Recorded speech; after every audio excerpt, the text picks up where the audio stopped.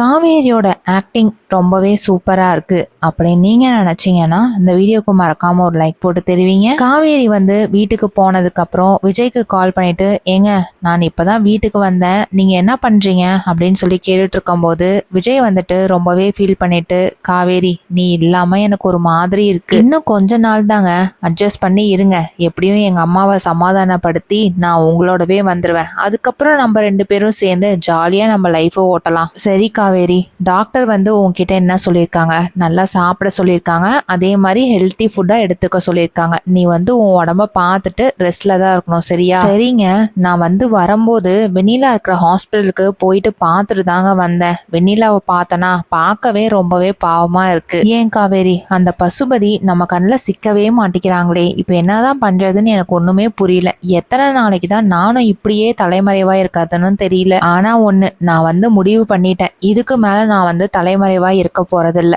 Police பிடிச்சாலும் பிடிச்சிட்டு போறாங்கன்னு சொல்லிட்டு இந்த பசுபதியை தேடி கண்டுபிடிச்சா மட்டும்தான் உண்மையெல்லாம் வெளியில வரும். காவேரி இருந்துகிட்டு, ஏங்க எனக்கு என்னமோ அந்த ராகினி எங்க இருக்கானே தெரிய மாட்டேங்குது, நம்ம வீட்லயும் இல்ல, அப்ப வெளியில அவங்க அப்பாவோட தான் இருப்பா, அவளை கண்டுபிடிச்சோம் அப்படின்னா கண்டிப்பா வந்து பசுபதி எங்க இருக்காங்கன்னு தெரியும்ல. நான் வேணா ராகினிக்கு கால் பண்ணி பேசி பார்க்கவா? கண்டிப்பா அவ வாயில இருந்தே நான் இங்கதான் இருக்கேன்னு சொல்லிட்டா அப்படின்னா பசுபதியும் கூட தானே இருப்பாங்க, அப்போ நம்ம தேடி கண்டுபிடிச்சிடலாம்ல. விஜய் இருந்துகிட்டு, ஏய் காவேரி, அவளை பத்தி நீ என்ன நினைச்சுக்கிட்ட, அவெல்லாம் கண்டிப்பா சொல்லவே மாட்டா எங்க இருக்கா அப்படின்னு சொல்லிட்டு, நான் வந்து எதுக்கும் கால் பண்ணி பாக்குறேங்க அப்படின்னு சொல்லிட்டு காவேரி வந்து ராகினிக்கு கால் பண்றாங்க. ராகினி வந்து போனை பார்த்துட்டு மனசுக்குள்ளேயே, ஆமா இவ எதுக்கு இந்த நேரத்துல கால் பண்றான்னு தெரியலையே. ராகினி இருந்துகிட்டு, சொல்லு காவேரி என்ன விஷயம் அப்படின்னு சொல்லிட்டு கோவத்துல கேட்கும் போது காவேரி இருந்துகிட்டு, என்ன விஷயம்னா தான் நான் வந்து கால் பண்ணுவேனா, இல்லைன்னா நான் காலே பண்ண மாட்டேனா? இங்க பாரு காவேரி, எனக்கு நிறைய வேலை இருக்கு, உன்கிட்ட பேசிட்டு இருக்கணும்னு எனக்கு ஒன்றும் அவசியம் கிடையாது அப்படின்னு சொன்னதும் காவேரி வந்து மனசுக்குள்ளேயே,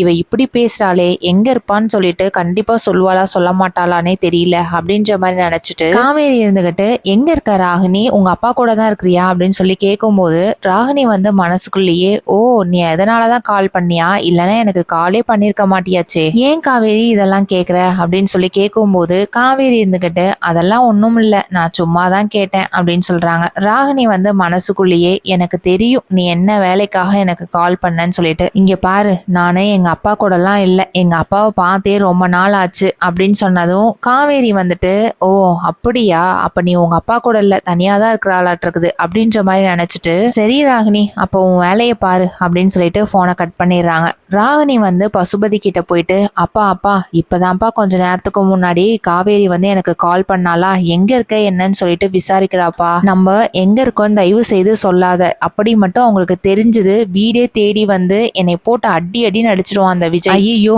நானா அந்த உண்மையெல்லாம் சொல்ல மாட்டேன்ப்பா, இல்லைன்னா இங்க வந்துட்டு நம்மளையும் நிம்மதியா இருக்க விட மாட்டாங்க அப்படின்னு சொன்னதும் ராகினி வந்து பசுபதி கிட்ட, அப்பா எத்தனை நாளைக்குப்பா நம்ம இப்படியே இருக்கிறது, எங்கேயும் வெளியிலயும் போக முடியல அப்படின்னு சொல்லிட்டு இருக்கும் போது பசுபதி இருந்துகிட்டு, கொஞ்சம் பொறுமையா இரு ராகினி, எதுவா இருந்தாலும் அப்புறம் பாத்துக்கலாம். அப்பா எனக்கு ஒரு ஐடியா கிடைச்சிருக்குப்பா, அந்த வெண்ணிலா வந்து ஹாஸ்பிட்டல்ல தானே இருக்கா, அவ உயிரோட வந்துட்டா அப்படின்னா உண்மை எல்லாத்தையும் சொல்லிடுவாள்ல, அதனால நம்மளே ஹாஸ்பிட்டலுக்கு போய் அவளைய தலகாணி வச்சு அமுத்திட்டோம் அப்படின்னா அவளோட உயிரும் இருக்காது, கண்டிப்பா எல்லாருமே என்ன நினைப்பாங்க, அவ மேல இருந்து கீழே விழுந்ததுனால தான் இறந்துட்டா அப்படின்ற மாதிரி சொல்லுவாங்க இல்லையா, அதனால நம்ம இந்த ஒரு வேலையை பார்த்தோம் அப்படின்னா நம்ம மேல எந்த ஒரு தப்பும் இருக்காது இல்ல. பசுபதி இருந்துகிட்டு, ஏ ராகினி இதெல்லாம் நல்ல ஐடியா தான், ஆனா யாராவது பார்த்துட்டாங்க அப்படின்னா நம்ம மேலதான் தப்பு இருக்குன்னு நினைச்சுப்பாங்க, அப்புறம் நம்ம தான் போலீஸ் ஸ்டேஷன் போகணும். அப்பா அப்பா நான் யாருக்குமே தெரியாம நான் கண்டிப்பா பண்ணிடுவேன்ப்பா, என்னை நம்புங்கப்பா அப்படின்னு சொல்றாங்க. பசுபதி இருந்துகிட்டு, சரி ராகினி உன்னோட இஷ்டம் தான் அப்படின்னு சொன்னதும் ராகினி அங்க இருந்து ஹாஸ்பிட்டலுக்கு கிளம்புறாங்க. ராகினி வந்து ஹாஸ்பிட்டலுக்கு போனதுக்கு அப்புறம் அங்க ஐசியூக்கு முன்னாடி நின்று பாக்குறாங்க, யாராவது இருக்கிறாங்களா, நம்ம எப்படியாவது யாருக்கும் தெரியாம உள்ள போயிடலாம் அப்படின்ற மாதிரி நினைச்சிட்டு இருக்கும் போது நர்ஸ் வந்து இங்கேயும் அங்கேயும் நடந்துட்டு இருக்கும் போது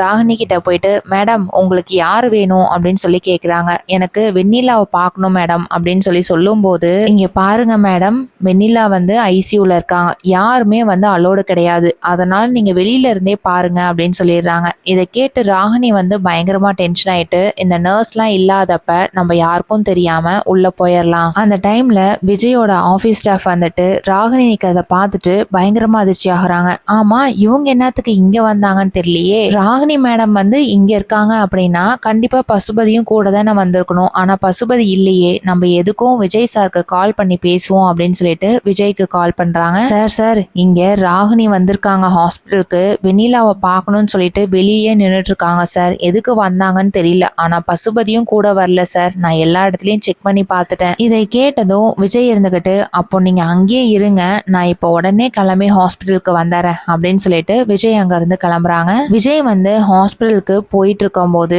அந்த டைம்ல காவேரி வந்து கால் பண்றாங்க. எங்கீங்க இருக்கீங்க அப்படின்னு சொல்லி கேட்கும்போது விஜய் வந்து நடந்தது எல்லாத்தையுமே சொல்றாங்க. காவேரி இருந்துகிட்டு, ஏங்க நானும் இப்போ உடனே கிளம்பி வரேங்க, எங்க அம்மா கிட்ட அப்பளம் பிசினஸ் வேலை இருக்கு அப்படின்னு சொல்லிட்டு நானும் ஹாஸ்பிட்டலுக்கு வரேன் அப்படின்னு சொன்னதும் விஜய் இருந்துகிட்டு, ஏ காவேரி, நீ ரெஸ்ட் எடுன்னு சொன்னா கேட்கவே மாட்டியா? காவேரி வந்து சொல்றது எதுவுமே கேட்காம அங்க இருந்து கிளம்பி ஹாஸ்பிட்டலுக்கு ரீச் ஆயிடுறாங்க. விஜயும் காவேரியும் ஹாஸ்பிட்டலுக்கு உள்ள நடந்து போயிட்டு இருக்கும் போது ஆபீஸ் ஸ்டாஃப் வந்து நின்னுட்டு பேசிக்கிட்டு இருக்காங்க. சார் என் கூட வாங்க, மேலதான் அந்த ராகினி இருக்காங்க அப்படின்னு சொல்லிட்டு கூட்டிட்டு போறாங்க. விஜயும் காவேரியும் அந்த ஐசியூ டோர் கிட்டே நின்று பார்த்துட்டு இருக்கும் போது ராகினி உள்ள நிக்கிறத பார்த்துட்டு இவங்க வந்து அதிர்ச்சி ஆயிடுறாங்க. விஜய் இருந்துகிட்டு, ஏ காவேரி வா, நம்மளும் உள்ள போலாம், ராகினி எதுக்காக வெண்ணிலாவை பார்க்க வரணும், எனக்கு இவன் மேல சந்தேகமா தான் இருக்கு அப்படின்னு சொல்லிட்டு கதவு திறந்து உள்ள போகும்போது ராகினி வந்து தலவாணி எடுத்து வெண்ணிலாவோட தலையிலேயே வச்சு அழுத்தும் போது கரெக்டா விஜயும் காவேரியும் பார்த்தறாங்க. விஜய் இருந்துகிட்டு,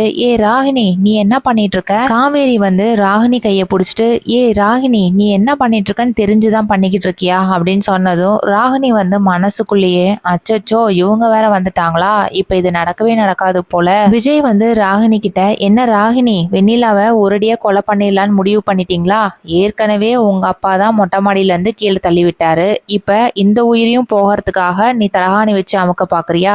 இரு, இன்னும் கொஞ்ச நேரத்துல போலீஸும் இங்க வந்துருவாங்க, உன்னை அரெஸ்ட் பண்ணிட்டு போயிடுவாங்க, உன்னை அரெஸ்ட் பண்ணிட்டு போயிட்டா கண்டிப்பா அந்த பசுபதி வெளியில வந்துதானே ஆகணும். ராகினி வந்து இதை கேட்டுட்டு ரொம்பவே பயந்துட்டு மனசுக்குள்ளேயே, அப்பா முன்னாடியே சொன்னாரு இதெல்லாம் நல்லதுக்கு இல்ல, யாராவது பார்த்துட்டாங்க அப்படின்னா பெரிய பிரச்சனையாயிடும்னு சொன்னாரு, நம்ம தான் கேட்காம இங்க வந்துட்டோம், இப்போ நம்ம அப்பா கிட்ட என்ன பதில் சொல்ல போறோம்னே தெரியலையே அப்படின்ற மாதிரி நினைச்சிட்டு இருக்கும் போது போலீஸ் கரெக்டா உள்ள வந்துடுறாங்க. அந்த டைம்ல விஜய் போயிட்டு ஒளிஞ்சுக்கிறாங்க. போலீஸ் வந்து காவேரி கிட்ட, ஆமாங்க மேடம், நீங்க எதுக்காக இப்ப இங்க வந்தீங்க அப்படின்னு சொன்னதும், சார் சார் இந்த ராகினி பாருங்க, ராகினி வந்து வெண்ணிலாவோட தலையிலேயே தலகாணியை வச்சு அழுத்தலான்னு முடிவு பண்ணிட்டு தான் சார் இந்த மாதிரி எல்லாம் பண்ணிட்டு இருக்கா, இப்ப நீங்க உடனே இவளை அரெஸ்ட் பண்ணணும், இவளை அரெஸ்ட் பண்ணீங்க அப்படின்னா அந்த பசுபதி ஆட்டோமேட்டிக்கா வருவாங்கல்ல. அந்த டைம்ல ராகினிக்கு என்ன பண்றதுனே தெரியாம திரு திருன்னு முழிச்சிட்டு இருக்காங்க. போலீஸ் வந்து ராகினி கிட்ட, இங்க பாருமா, இப்பவே நீ கிளம்புனா கிளம்பு, இல்ல நீ போலீஸ் ஸ்டேஷனுக்கு தான் எங்களோட வந்தாகணும் அப்படின்னு சொல்லும்போது ராகினி வந்து மனசுக்குள்ளேயே, இதுக்கு மேல நம்ம இங்க நின்னோம்னா